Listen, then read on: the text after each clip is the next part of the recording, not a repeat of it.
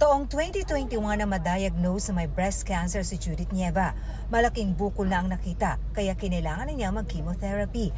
Sa mga anak lang daw umaasa si Judith dahil hindi na makapaghanap buhay sa kanyang sakit. Kaya malaking tulong daw kay Judith ang anunsyo ng Bureau of Internal Revenue na tinanggalan na ng value-added tax o VAT ang ilang gamot. Ibig sabihin, bababa ang presyo ng mga ito. Kasama dito ang gamot sa cancer, diabetes, hypertension, kidney disease, mental illness at tuberculosis.